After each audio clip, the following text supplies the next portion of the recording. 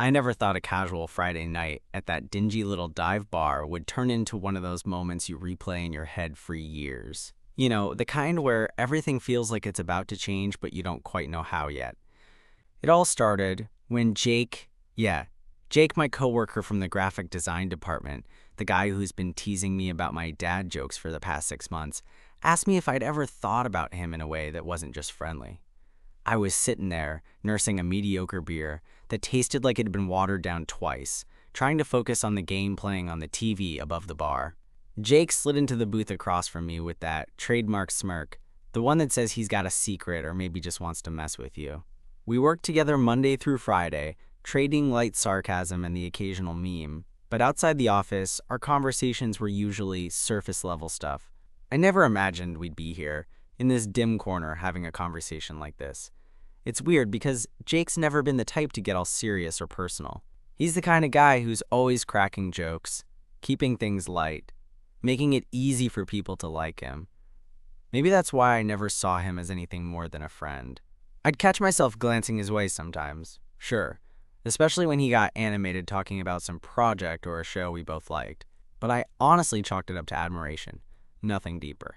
Tonight, though, something shifted. Maybe it was the low lighting, or the fact that we'd both had a few drinks, but when Jake asked me that question, "Have you ever thought about me like that?" it caught me completely off guard.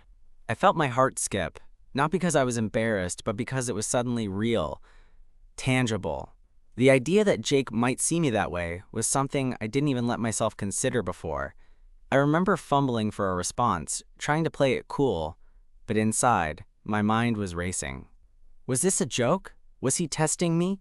Or was this maybe the moment I'd been unconsciously waiting for without knowing it? The bar noise faded into the background, and all I could focus on was his eyes, looking straight into mine, expectant but nervous. I wanted to say yes. I wanted to say everything I'd never dared admit about how I felt. How I'd stayed late at work just to talk to him, how I imagined what it'd be like to hold his hand. But instead, I just laughed awkwardly and asked him to repeat the question. And that's when he leaned in just a little closer, dropped the smirk, and said it again, slower this time, like he was giving me a chance to be honest. That moment, the way the noise around us seemed to disappear and it was just the two of us, made me realize that nothing was the same anymore. I didn't know where this was going, but I knew I couldn't pretend I hadn't thought about it before. And honestly, I was terrified. I took a deep breath, trying to steady the flutter in my chest. "You're serious?" I finally asked, my voice sounding hoarser than I expected. Jake nodded, but there was something soft in his expression, like he was finally dropping his guard. "Yeah. I've been wondering if you ever thought about me that way. Even a little." It felt like the whole room held its breath. The jukebox in the corner switched songs, but the music was just background noise to the pounding in my ears. I wanted to laugh, because this was absurd and terrifying. But instead, I just looked at him, really looked. The way the light caught the slight curve of his smile, how his eyes held that flicker of hope and nerves. It was the first time I saw Jake as more than a guy the first worked with or grabbed beers with. He was vulnerable. And honestly, that vulnerability made my heart do something I couldn't name. I ran a hand through my hair, trying to buy myself some time. "You know, I've thought about it," I said finally, my voice barely above a whisper, "more times than I'm willing to admit." He blinked, surprised, and then chuckled softly. "Well, that's a start."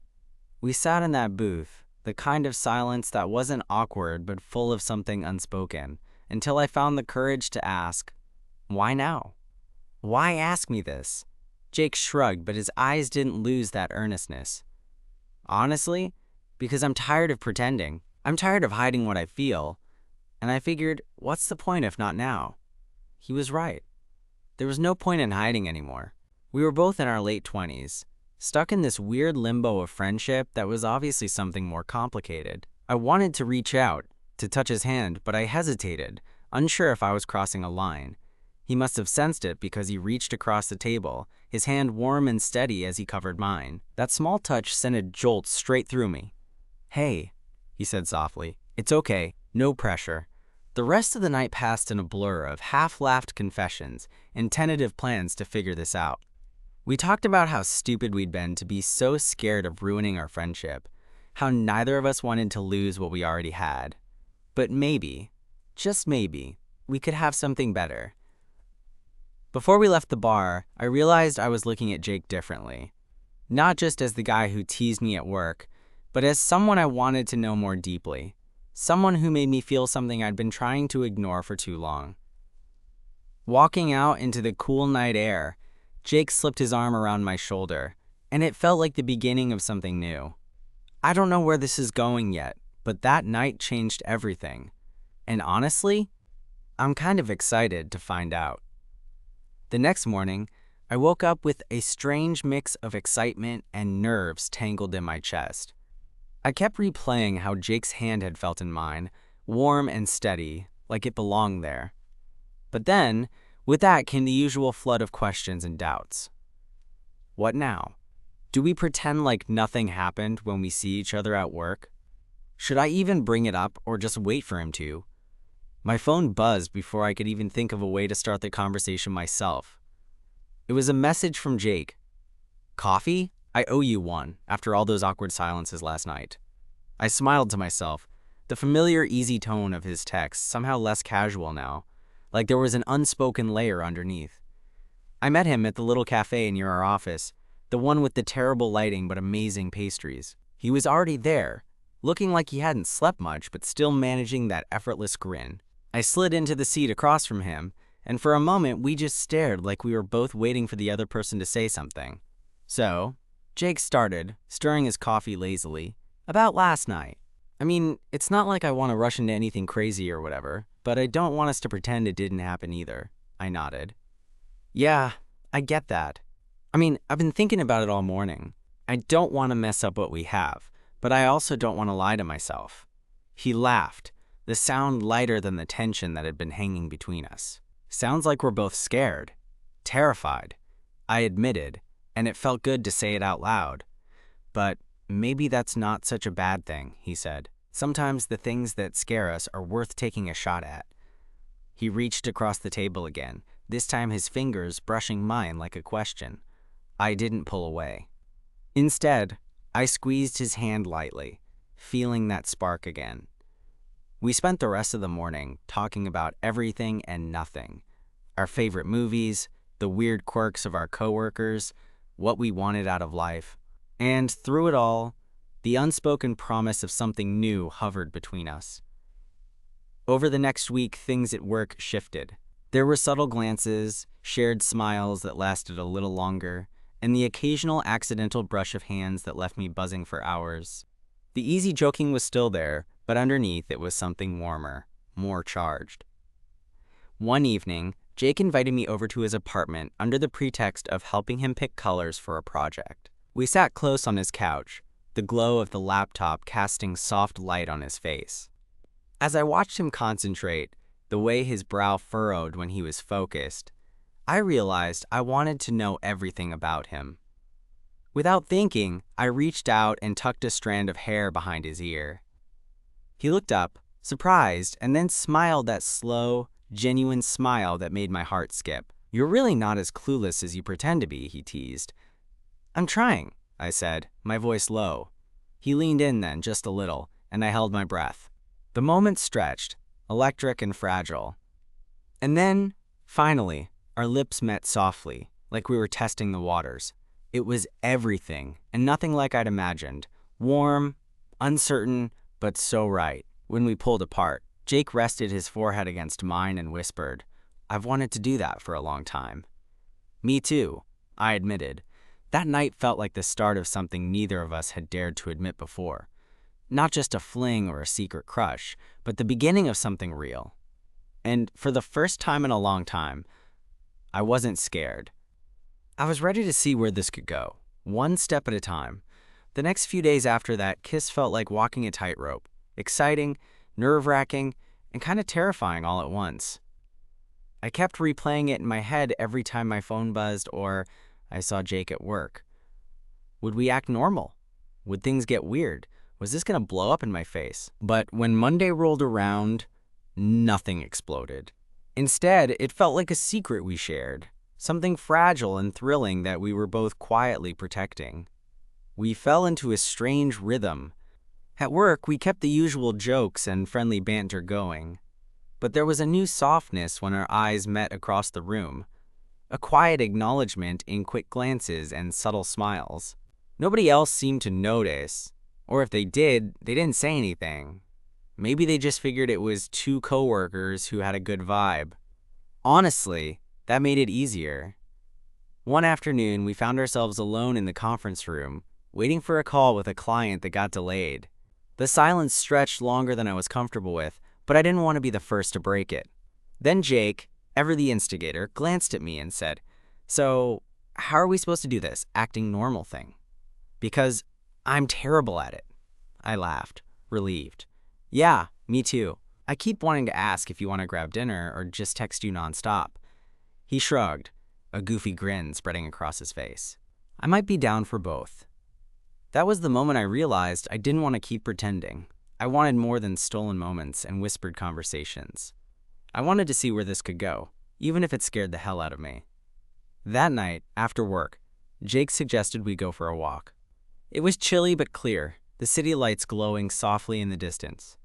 We wandered through the quiet streets, talking about everything from our childhoods to our biggest fears. Somehow, it felt easier to open up to him than anyone I'd ever known. At one point, we stopped by a little park bench and Jake turned to me, his face serious for once. "I don't want to hide this from anyone," he said quietly. "I'm tired of the secret. I want people to know if you want that too." I hesitated. The idea of telling our coworkers, friends, even family, was daunting. But looking at Jake's hopeful eyes made it clear that this wasn't just about me anymore. "I want that," I said, surprising myself. He smiled, a genuine, bright smile that made me feel like everything was going to be okay. Good, because I think we're worth it. We spent the next few weeks navigating that new territory, introducing each other as more than friends, dealing with awkward questions and the occasional raised eyebrow, but mostly just being together. The excitement of the secret was gone, replaced by something steadier, deeper. One evening, Jake invited me over for dinner. We cooked together in his tiny kitchen, laughing over our failed attempts at chopping vegetables and burning the garlic bread. It was messy and imperfect, but it felt like home. After dinner, we curled up on his couch, the soft hum of the city outside filling the room. Jake rested his head on my shoulder, and I wrapped an arm around him, feeling a sense of calm I hadn't known I needed. "I'm glad you asked me that question," I said softly. He looked up, surprised. "Which one? The, 'have you ever thought about me like that?' Or the, 'want to be my boyfriend?'" I chuckled. "Both," Jake grinned. "Me too." And in that moment, I realized that sometimes the scariest questions lead to the best answers. After that night on the couch, things felt different between us, but not in a dramatic, headline-making way. More like the quiet kind of change that sneaks up on you when you're not paying attention. Then suddenly you realize it's everywhere. We were still the same two guys who joked about work deadlines and shared terrible puns. But now there was this constant undercurrent of intimacy. A knowing smile, a touch on the small of my back as we passed in the hallway, late-night texts that didn't end with "good night," but with a promise of more. One Saturday afternoon, Jake suggested we go for a hike outside the city. Neither of us was what you'd call outdoorsy, but it felt like a good way to escape the usual routine and just be ourselves without the pressure of work or social expectations. We packed some snacks, threw on our sneakers, and drove out to this trail that wound through some wooded hills about an hour away. The trail was quiet, the kind of place where the noise of the city felt miles away and you could actually hear birdsong in your own breathing. We fell into an easy rhythm, talking about everything from our favorite childhood memories to the dumbest things we'd ever done.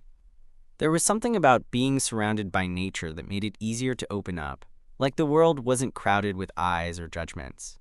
At one point, we stopped at a clearing overlooking the valley below. The view was breathtaking, the autumn leaves turning the hills into a patchwork of gold and crimson. Jake sat down on a fallen log and patted the spot beside him. I joined him, and for a minute we just sat there, soaking in the silence. Then Jake turned to me, his expression softer than I'd seen outside of those moments we shared alone. "I've been thinking about how weird this all is," he said quietly. "How we went from coworkers who barely noticed each other to this." I smiled, feeling that familiar flutter. "Yeah, it's been a trip, but a good one." He nodded, eyes tracing the horizon. "I guess I'm just scared sometimes. Scared of what people will say or think. Scared of losing what we have if this doesn't work out." I reached out, took his hand in mine, and squeezed it gently. "I get it. But I think the real risk is pretending we don't feel something just to keep things safe. I don't want that." Jake looked at me then, really looked, and for a moment I thought he might say something that would change everything. But instead, he just smiled and said, "You're right. I don't want that either." That day felt like a quiet promise between us, not rushed or dramatic, but real and steady. We hiked back down as the sun dipped low, the sky painted in soft pinks and oranges. We didn't need to say much. The silence between us was comfortable, full of unspoken understanding. Back in the city, things at work started to shift again, but this time it was easier. We'd come out to a few close friends who were supportive in their own awkward, well-meaning ways. No one had made a big deal of it, which was a relief. Jake and I kept a balance between our personal and professional lives that felt respectful and natural. One evening, a few weeks later, Jake invited me for dinner again. We cooked? Well, he cooked, and I was the official taste tester. And after dinner, we sprawled out on his couch watching old movies, the kind neither of us would admit we loved. At some point, the power flickered, and the room dimmed, leaving us bathed in the soft glow of the city lights through the window. Jake turned to me, his voice low. "You know, I never thought I'd be here with you like this. I always thought something like this was for other people." I smiled, heart pounding a little. "Me too. But I'm glad we figured it out." He gave my hand a gentle squeeze, and I felt this overwhelming sense of rightness. The fear was still there. Sure, scared of messing things up, scared of the unknown, but it wasn't paralyzing anymore. Not when I had him beside me. We stayed like that for a while, just holding each other, letting the quiet fill the space. It wasn't perfect. We argued sometimes, stumbled over misunderstandings, and faced moments of doubt. But every time, we came back to this connection that had started with a simple question and grew into something neither of us expected, but both desperately wanted. Looking back, I realized that night in that bar was more than just a conversation. It was the turning point. The moment when I stopped pretending and started being honest with myself and with Jake. And honestly, I can't wait to see where this goes next. There was a strange comfort in how our relationship settled into this steady groove. Not the kind of flashy, all-consuming passion that movies love to sell, but something quieter, like two pieces that just fit. We were learning each other's rhythms, the little things that made Jake smile or groan, the way he liked his coffee black and how he twitched his nose when he was deep in thought. I found myself thinking about him all the time, not in some overwhelming, frantic way, but like a warm buzz that stayed just beneath the surface. One afternoon, we ended up working late together on a client project. The office was mostly empty, the hum of fluorescent lights the only soundtrack. Jake pulled up a chair next to mine, and for the first time, the casual touches we shared at work seemed charged with something more. His arm brushed against mine, a simple, accidental contact that sent a jolt through my body. I caught his eye, and there was that same flicker, silent, electric. "Want to get out of here?" he whispered, voice low enough that if anyone else was around, they wouldn't hear. I nodded, heart racing. We packed up and left the building, stepping into the cool night air. The city had that familiar buzz. Cars, distant voices, the occasional siren. But between us, there was a quiet tension. We didn't talk much as we walked, the silence heavy but not uncomfortable. When we reached a small park nearby, Jake pulled me onto a bench under a street lamp, the light casting soft shadows across his face. "I've been thinking," he started, hesitating like he wasn't sure how to say what was on his mind. "About us.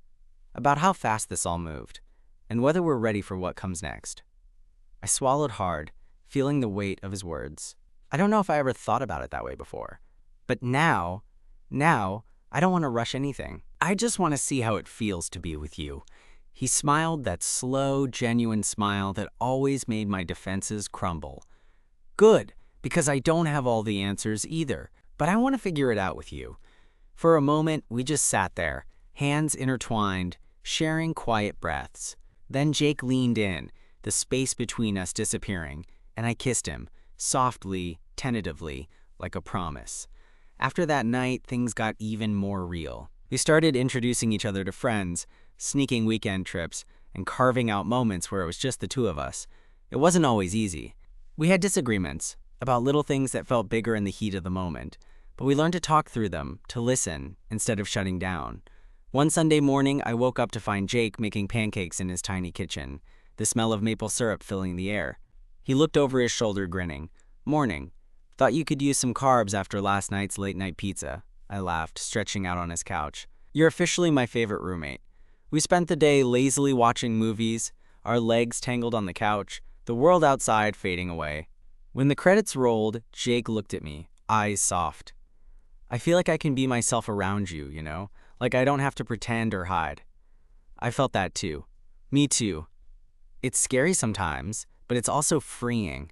He nodded, then hesitated before asking, "Do you think this could last?" "I mean, us?" I thought about it. The good days, the bad, the way my heart felt whenever he was near. I wanted to, more than anything. Jake smiled, and in that moment, everything felt possible. The future was uncertain, messy maybe, but with him, I was ready to take the risk. And honestly, I can't wait to see where we end up. It wasn't long after that lazy Sunday that the real world decided to remind us it didn't care about the bubble we were living in. One Friday afternoon, Jake's phone lit up with a message that made his smile disappear almost instantly. I caught the change before he even looked at me. "Everything okay?" I asked, trying to keep my voice casual but failing miserably. He sighed, rubbing the back of his neck. "It's my parents. They found out about us." I blinked. "Wait, they... what? How?" Jake shrugged, though his shoulders were tight with tension. "Not sure. Maybe one of my cousins let it slip. They're not exactly the most understanding people, you know." I could feel my stomach drop. I'd imagined coming out to friends and coworkers, but family was a whole different beast. "Do you want me to come with you? Maybe we can talk it out together?" He shook his head. "No, I want to handle this on my own. But it's rough. They're upset, and not the 'you're still my son no matter what' kind of upset. More like disappointed." He paused, looking as if he was holding back something. "It's making me question everything." That hit harder than I expected. I hadn't fully grasped how much this could hurt him. I reached out, took his hand, and gave it a gentle squeeze. "Hey, you're not alone. We'll get through this." The weekend was tense. Jake tried to put on a brave face, but I caught the cracks.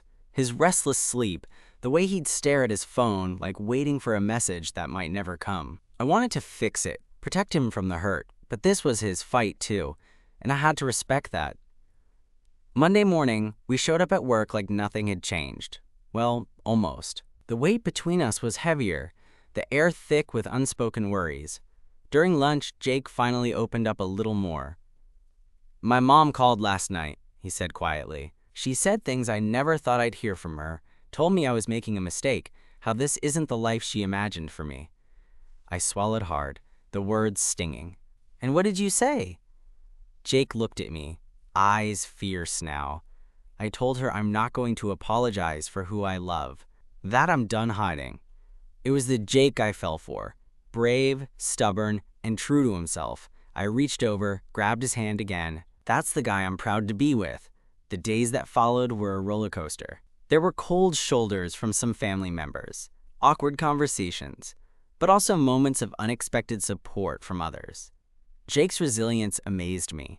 Through it all, we clung to each other, finding strength in the quiet moments, like stolen breakfasts, texting each other goofy memes during meetings, or just sitting side by side on his couch after a long day. One night, after a particularly rough phone call, Jake pulled me into a hug that felt like a lifeline. "I don't know what I'd do without you," he whispered.